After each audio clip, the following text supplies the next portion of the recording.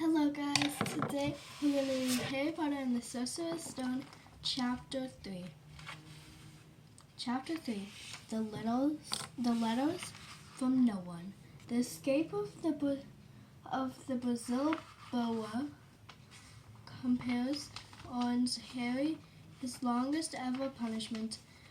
By the time he was allowed out of his cupboard again, the summer holidays has started and Dorothy has already broken his new video camera, crashed his remote control airplane the first time out on his racing bike, knocked down old Mrs. Fig as she crossed Pirate Drive on her crutches. Harry was glad school was over, but there was no escape. Dudley's gang, who visited the house every single day, Piers, Dennis, Malcolm, and Gordon, were all big and stupid.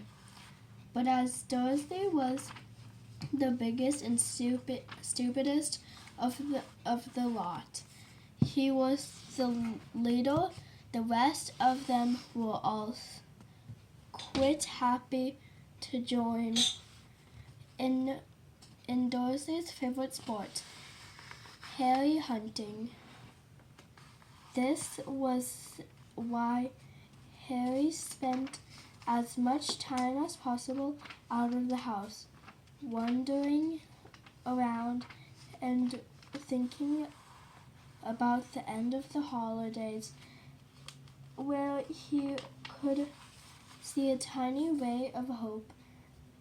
Where September came, he would be going off to secondary school, and for the first time in his life, he won't be with the Dudley Dursley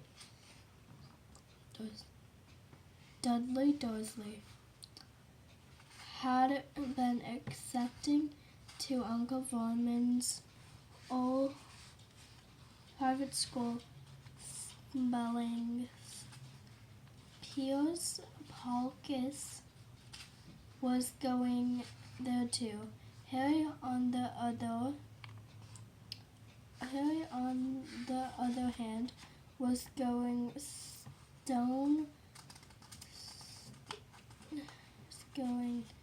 Stonewall High, the local public school. Dudley thought this was very funny. The stuff people heard down the toilets the first day at Stonewall. He put Harry want to come upstairs and practice. No thanks, said Harry. The poor toilets never had anything as terrible as your head down it. It might be sick. Then he ran before Dudley come work out, he'd say. On one day in June, Aunt Petunia took Dudley to London to buy his smelting's uniform. Leave Harry at Mrs. Fig's. Mrs. Fig wasn't as bad as usual. It turns out she'd broken her leg tripping over one of her cats, and she didn't seem quite as fond of them as before. She let Harry watch television and gave him a bit of chocolate cake that tasted as though she'd have it for several years. And an evening, Dudley paraded around the living room for the tailcoat's orange knickerbockers that flat straw hats called bow toys.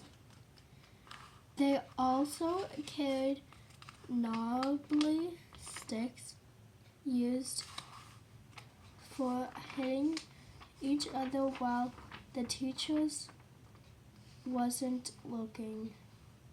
This was supposed to be good training for later life. As he looked at Dudley in his new conch shanks, Uncle Vorman said gruffly that it was the proudest moment of his life. Aunt Petunia burst into tears and said she couldn't believe it was her little Dorjikins. He looked so handsome and grown up. Harry didn't trust himself to speak. He thought 2 of his robes might already have cracks from trying not to laugh.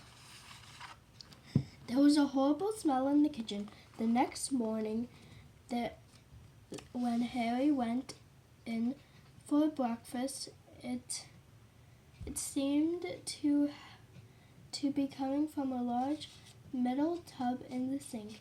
He went to have a look. The tub was full of what looks like dirty rags swimming in gray water. "What's this?" he asked Aunt Petunia. Her lips tightened as they always did if he dared to ask a question. "Your new school uniform," she said. Harry looked in the bowl again. "Oh," he said, "I didn't realize it had to be so wet." "Don't be stupid," snapped Aunt Petunia. "I'm dyeing some of Dursley's old things gray for you. It'll look just like someone else's there. Then I'll have finished." Harry seriously doubted this, but thought it best not be argued. He sat down at the table and tried not to think about how he was going to look on his first day at Stonewall High, like he was wearing bits of old elephant skin probably. Dudley and Uncle Vorman came in both with wrinkly noses because of the smell from Harry's new uniform. Uncle Vorman opened his newspaper as well as Dudley began his smelting stick with the carrying everywhere on the table. They heard the click of the mail chute and flock letters on the doormat. "Get the mail, Dudley," said Uncle Vorman from behind the paper. "Make Harry get it." "Get the mail, Harry." "Make Dudley get it." "Poke me with your smelting stick, Dudley." Harry dodged the smelting stick and went to get the mail. 3 things lay on the doormat. A postcard from Uncle Vorman's sister Marge. One was vacation on the list of white and a brown envelope that looked like a bike and a letter for Harry. Harry picked it up and stared at it. His heart wrinkled like a giant electric band. No one ever in his whole life has written to him. Who would? Who has no friends, no other relatives. He didn't belong to the library, so he'd never ever got rude notes asking for books back. Here was a letter addressed to Plenty. There could be no sense. Dear H. Potter, the cupboard under the stairs, 4 Pirate Drive, little winking story. The envelope was thick and heavy, made of yellowish parching, and the address was written in emerald green ink. There was no stamp. Turning the envelope over, his hands trembled. Harry saw a perplexed wax seal, banded a coat of arms, lion, an eagle, a badger, and a snake, surrounding a large letter H.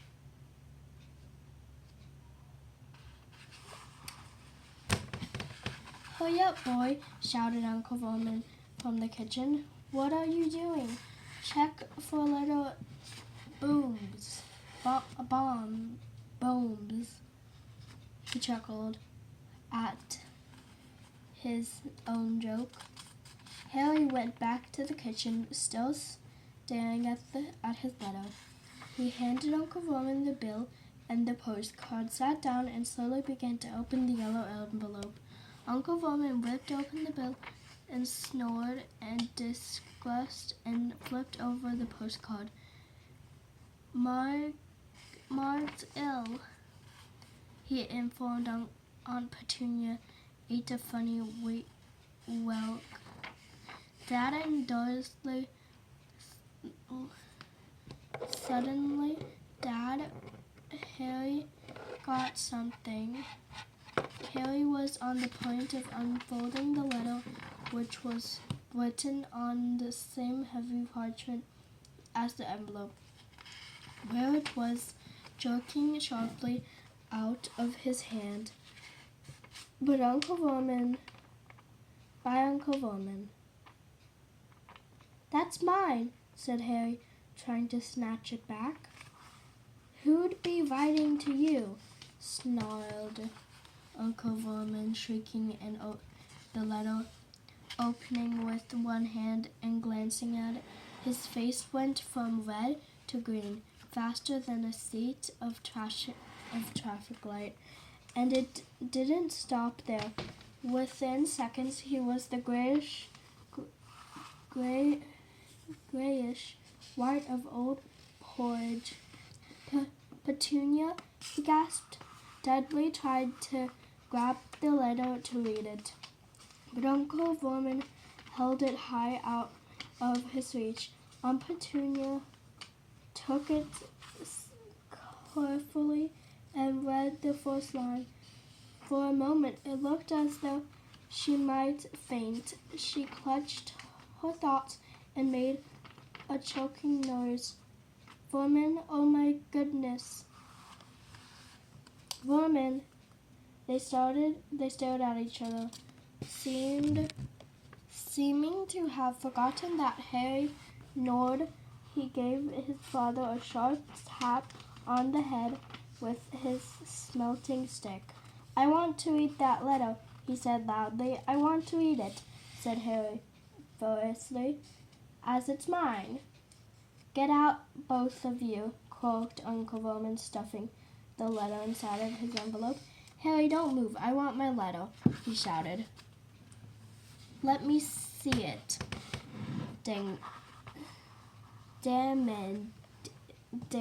Demanded Dursley. "Out," roared Uncle Vernon, and he took both Harry and Dudley by the scruffs of their necks and threw them into the hall, slamming the kitchen door behind them. Harry and Dudley properly had a furious but silent fight over who would listen at the keyhole. Dudley won, so Harry, his glasses dangled from one ear,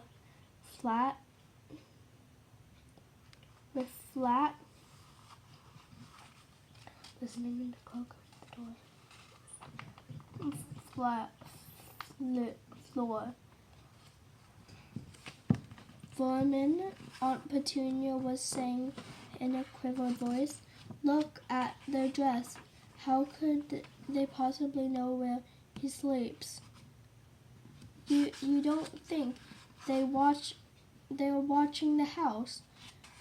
What what you're spying might be fooling us, muttered Uncle Vermin widely. But they should. We do, Vermin.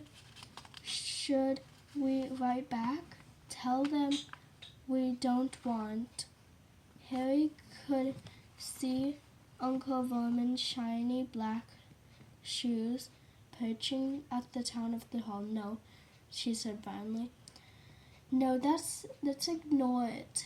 If they don't get any swear, yes, that's best. We don't want any but I'm not having one in the house, Petunia. Don't we swear where we take him and we'd stamp out the dangerous nonsense? That evening, when he got back from work, Uncle Vermin did something he'd never done before. He visited Harry in the cupboard. "Where's my letter?" said Harry, the moment Uncle Vermin had squeezed through the door. "Who's writing to me?" "No one. It was addressed to you by mistake," said Uncle Vermin nonchalantly. "I have burned it." "It was not a mistake," said Harry angrily. "It had my cupboard on it." "Silence!" yelled Uncle Vermin, and a couple of spiders fell from the ceiling. He took a few deep breaths and forced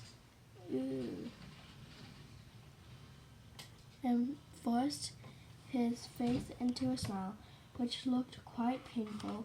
"Oh, yes, Harry, about this cupboard. Your aunt and I have been thinking you're really getting a bit big for it. We think it might be nice if you move into Dudley's second bedroom." "Why?" said Harry. "Don't ask questions," snapped Uncle. "Take this stuff to your upstairs now." The Dudley's house had 4 bedrooms, one for Uncle Vermin and Aunt Petunia, one for visitors, usually Uncle Vermin's sister Marge, one where Dudley sleeps, and one where Dudley keeps all the toys and things that doesn't fit into his first bedroom. It only took Harry one trip upstairs to move everything he owned from the cupboard to his room. He sat down on the bed and stared around him. Nearly everything in there was broken. The month-old video camera was lying on top of a small working tank. Dudley was once driven over the next-door neighbor's dog. In the corner was Dudley's first ever television set, which he'd put his foot through with his favorite program, but canceled when was a very large bird cage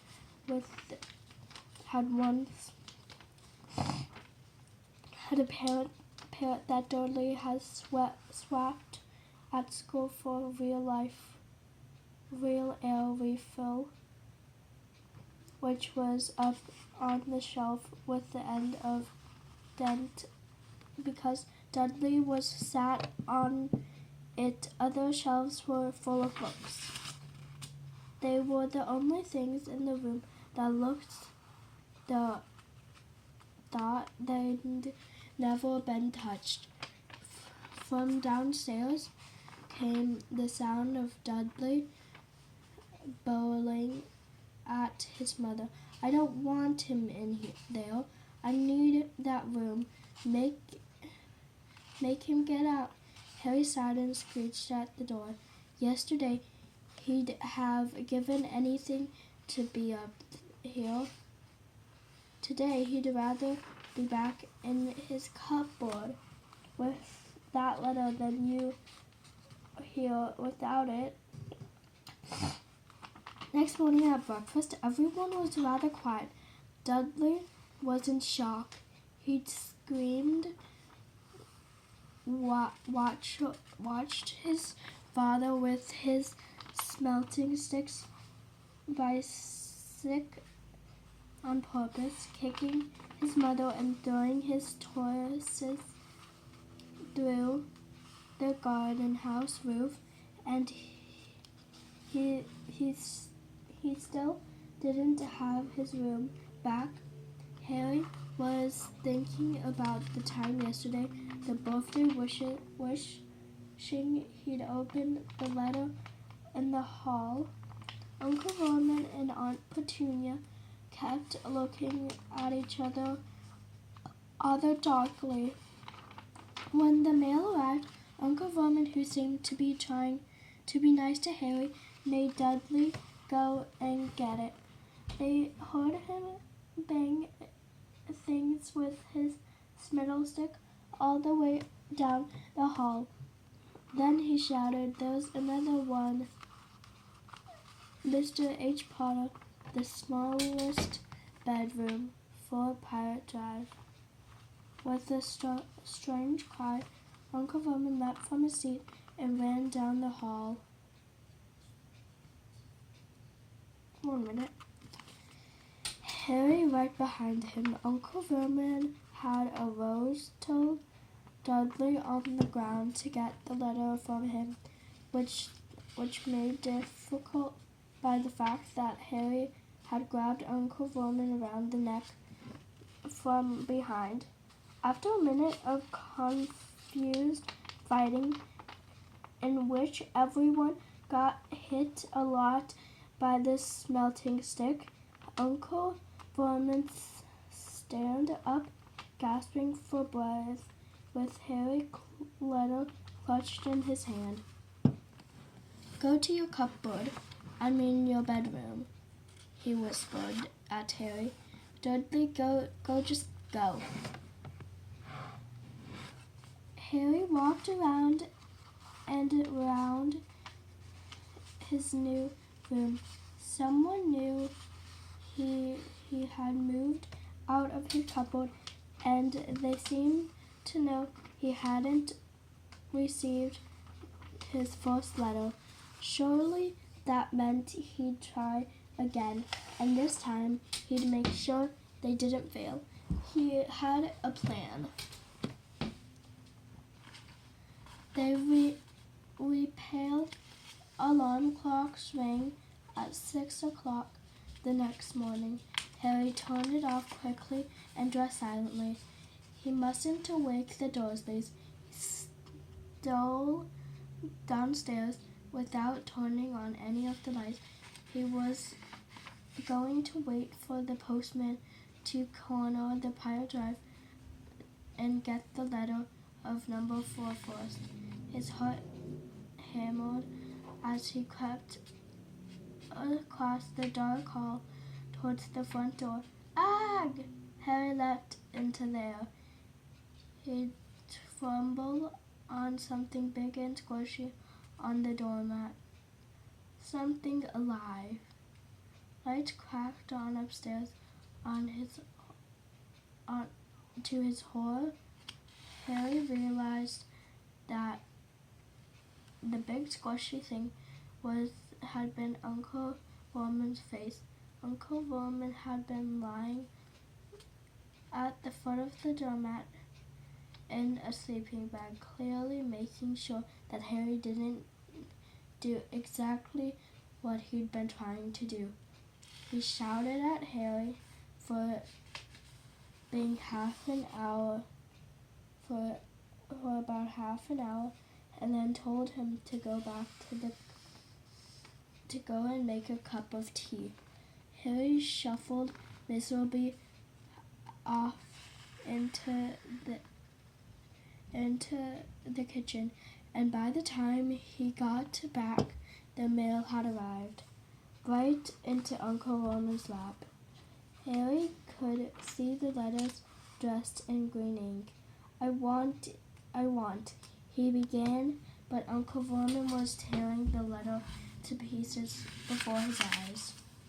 Uncle Vernon didn't go to work that day. He stayed at home and nailed up the mail slot.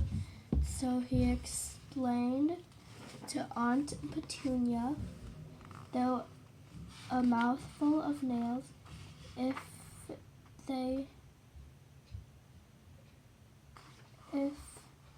he explained to Aunt Petunia, though a mouthful of nails, if they can't deliver, they'll just give up. I'm not sure that'll work, Foreman. Oh, those people minds work in strange ways, Petunia. They're not like you and me. And Uncle Vernon, turning to knock in a nail with the piece of fruitcake Aunt Petunia had just brought him. On Friday, no less than 12 letters arrived for Harry. As they couldn't go through the mail slot, they had been pushed through the door slot through the sides, and a few even forced through the small window in the downstairs bathroom. Uncle Vernon stayed at home again after burning all the letters.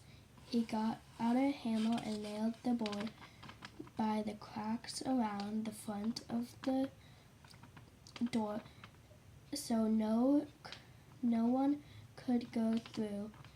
He hummed, tiptoed through the tulips as he worked and jumped on a small nose. On Saturday, things began to get out of hand.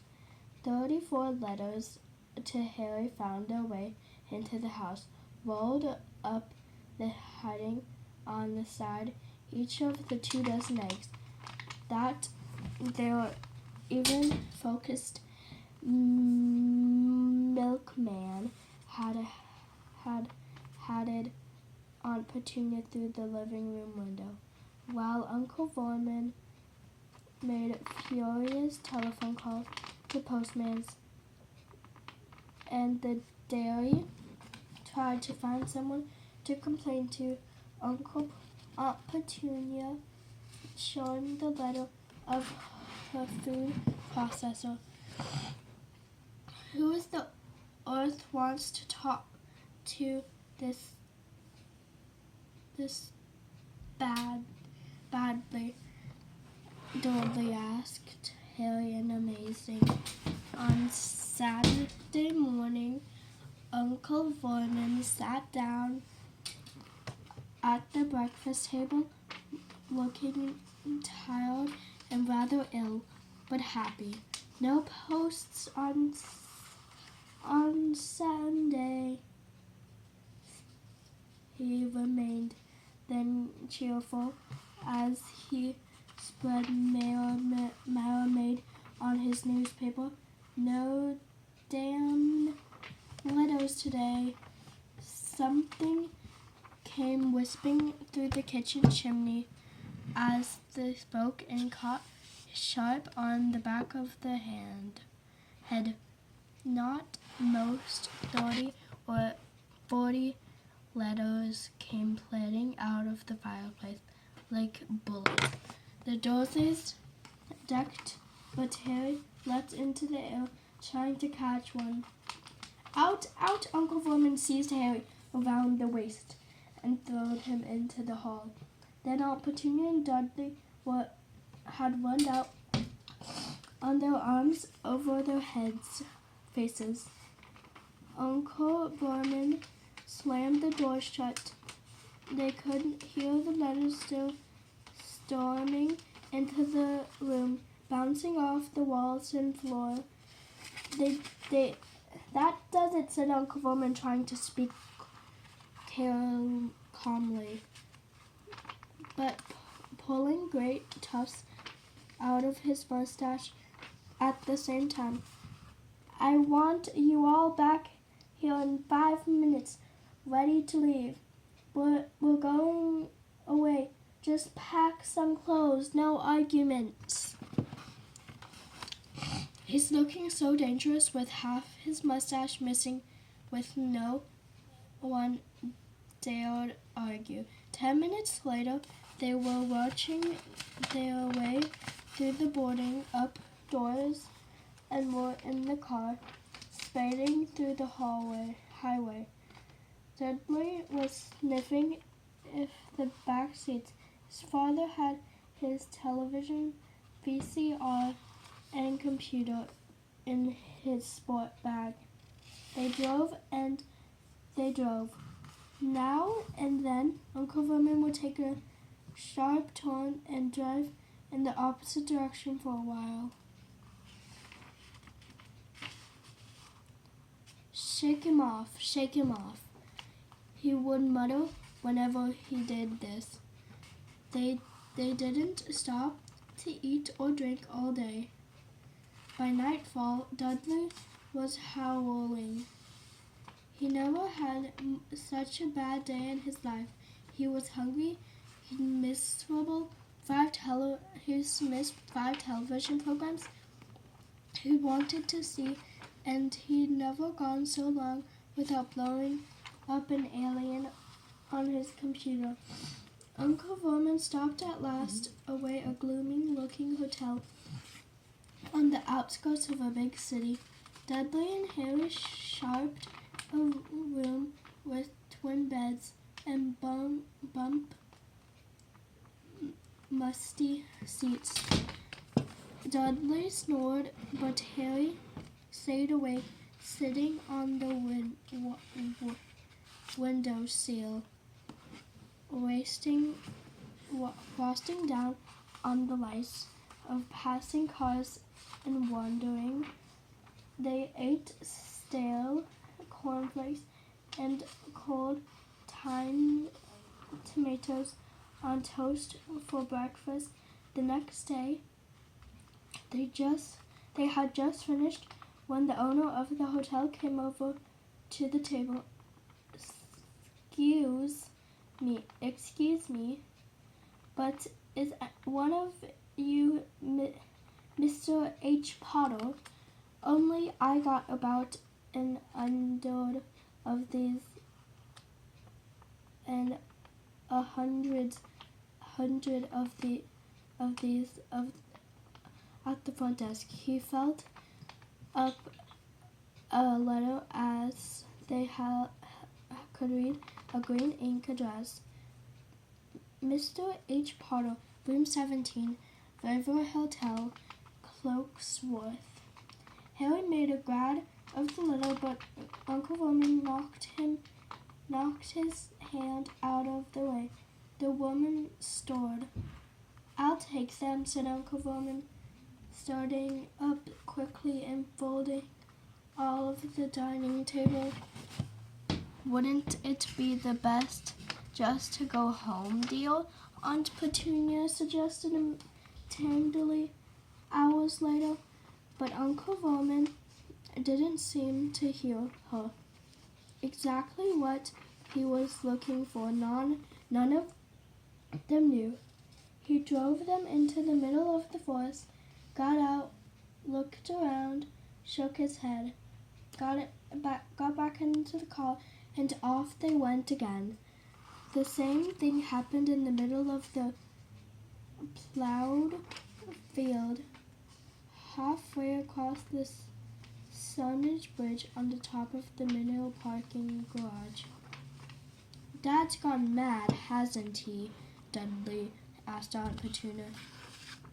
Duly late that afternoon, Uncle Vernon had parked on the coast, locked them all inside the car, and disappeared. It started to rain. Great drops bent on the roof of the car. Dudley sniffed. "It's Monday," he told his mother. "The great butter's on tonight. I want to stay somewhere with a television Monday." This reminds Harry of something if it made Monday, and they could usually count on Dorothy to know the days of the week because of television. Then Tuesday was Harry's 11th birthday. Of course, his birthday was never exactly fun. Last year, the Dursleys had given him a coat hanger and a pair of Uncle Vermon's old socks. Still, you weren't 11 every day. Uncle Vernon was back and he was smiling. He was also carrying a long, thin package and didn't answer Aunt Petunia when she asked that he thought brought. Found a perfect place, he said. Come on, everyone, out. It was very cold outside the car. Uncle Vernon was pointing at what looked like a very large rock away at sea. Perhaps the top of the rock was the most miserable little shack you could imagine. One thing was certain. There was no television in there. Storm forecast for nighttime, said Uncle Vernon gleefully, clapping his hands together. And this gentleman kindly agreed to lend us his boat. A toothless man came ambling up to them, pointing the rather reckless grin at the old rowboat boating in the iron gray water below them. I've already got us some ratings, said Uncle Vernon, so all aboard. I will freeze in the boat. Icy seas spray the rain spread down the rock and chilly and spread their faces. After they seemed like hours, they searched the rocky, their Uncle Vernon slipping and sliding. Still, the way of the broken down house, the inside was horrible. It seemed strongly of seaweed and wind, whistling through the gaps of the wooden walls, and the fireplace was damp and empty. There was only 2 rooms. Uncle Vernon wrapped around out of his bag of chips into the 4 bananas. He tried to start a fire from the empty chip bag, but smokes and stars around up could do with some of those letters now, eh? He said cheerfully. He was in a very good mood, obviously. He thought nobody stood a chance of reaching them. Here, a stormy to deliver letters. Harry privately agreed, though he thought didn't cheer him up at all. A night fell. The promising storm blew up around them. Spray from the high waves splattered the waves, and a fierce wind rattled in filthy windows. Aunt Petunia thought a few mobile blankets in the second room and make up a bed for Dudley and the moth-eating sofa. She and Uncle Vernon went off the lumpy bed next door, and Harry was left to find the softest bit of floor. The storm raged more and more furiously as the night went on. Harry couldn't sleep. He slithered and turned around to get there drove him to the low rolls of thunder, then stared near